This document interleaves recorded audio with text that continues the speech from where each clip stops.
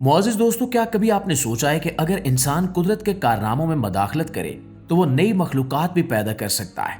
जी हाँ, आज हम आपको दिखाएंगे दुनिया के ऐसे जानवर जो कुदरत के नहीं बल्कि इंसान के बनाए हुए हैं। ये वो जानदार हैं जिन्हें लेबॉर्ट्रियों में तैयार किया गया, जिनके जीन्स बदले गए और जिन्हें फितरत के कवानीन से हटकर पैदा किया गया। कुछ को बीमारियों से बचाव के लिए बनाया गया, कुछ को तिजारती फायदे के लिए और कुछ महज तजुर्बात के शौक में। मगर सवाल यह है कि क्या इंसान को कुदरत के तख्लीकी निजाम में इतनी दखल अंदाजी करनी चाहिए? आइए इन हैरान कुन मगर खौफनाक तजुर्बात की दुनिया में दाखिल होते हैं और जानने की कोशिश करते हैं कि इंसान ने कुदरत को बदलने की कोशिश में क्या कुछ नया पैदा किया और क्या कुछ खो दिया। प्यारे दोस्तों, सबसे पहले बात करते हैं ओरोक्स के बारे में।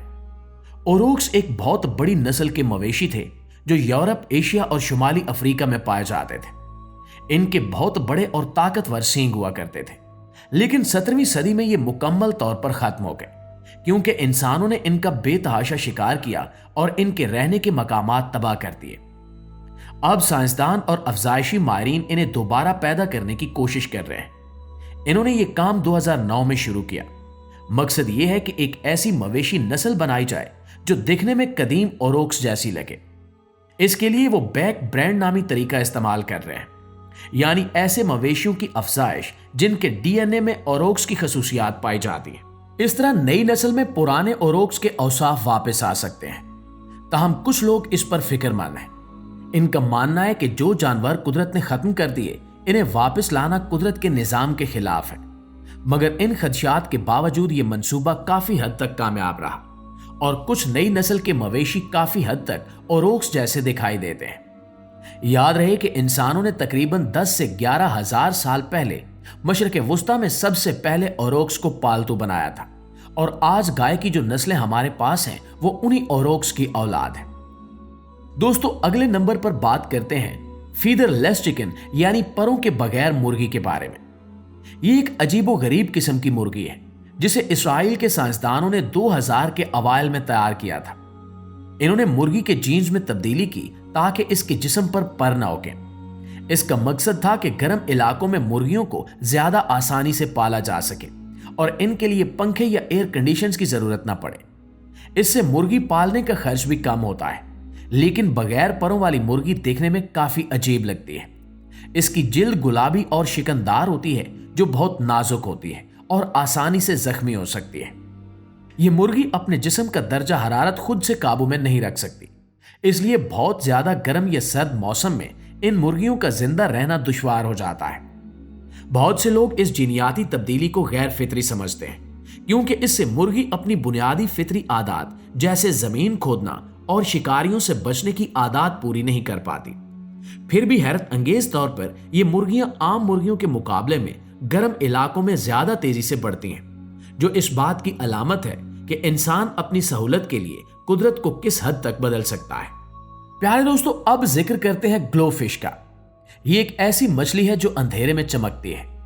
इसे 1990 की दहाई के आखिर में सिंगापुर के साइंसदानों ने तैयार किया। इन्होंने जेब्रा फिश के जीन्स में जेली फिश और कोरल फिश जैसे दूसरे जानदारों के चमकदार प्रोटीन शामिल किए। इस प्रोटीन की वजह से ये मछली अल्ट्रा वायलेट रोशनी में चमकती है। इब्तिदा में ग्लोफिश को आलूदा पानी की शनाख्त के लिए बनाया गया था, मगर बाद में यह अपने खूबसूरत रंगों की वजह से एक मशहूर पालतू मछली बन गई। लेकिन नाकिदीन का कहना है कि सिर्फ ज़ाहिरी खूबसूरती के लिए किसी जानदार के जीन्स में तब्दीली करना गैर अखलाकी है। इनके मुताबिक अगर ये मछलियां जंगल या खुले पानी में चली जाएं तो वो आम जेब्रा फिश के साथ मिलाप कर सकती हैं, जिससे इनका चमकदार जीन कुदरती आबी निजाम में फैल जाएगा और यूं माहौलियाती तवाजुन बिगड़ सकता है। नाज़रीन गिरामी, अब बारी है स्पाइडर गोट की। ये एक निहायत अजीब बकरी है जिसे 2000 की दहाई के आगाज में यूनिवर्सिटी ऑफ वर्मिंग के साइंसदानों ने तख्लीक किया। इन्होंने मकड़ी के रेशम बनाने वाले जीन्स को बकरी के डीएनए में शामिल किया। नतीजतन बकरी के दूध में एक खास प्रोटीन पाया जाने लगा जो मकड़ी के रेशे जैसा मजबूत और लचकदार होता है। इस प्रोटीन को दूध से अलग करके मजबूत मवाद बनाने में इस्तेमाल किया जाता है, मसलन बुलेट प्रूफ जैकेट, सर्जिकल टांके और दीगर सनती मसनूआत, जो वाकई हैरान कुन है। यानी ऐसी बकरी जो दूध के साथ मजबूत रेशे भी देती है। प्यारे साथियों, अब बात कर लेते हैं बेल्जियन ब्लू काउ की। ये बेल्जियम की एक खास किस्म की गाय है जिसमें डबल मसलिंग नामी जीनियाती तब्दीली होती है, जिसके बायस इसके जिस्म में गैर मामूली हद तक ज्यादा पट्टे बन जाते हैं। अगरचे ये गाय गोश्त की पैदावार के लिहाज से बहुत कारआमद है, लेकिन इसकी सेहत पर संगीन असरात पड़ते हैं। ज्यादा पट्टों की वजह से इसे चलने फिरने में दुश्वारी होती है, जोड़ों में दर्द रहता है और अक्सर बछड़ों को जन्म देने में सर्जरी की जरूरत पड़ती है।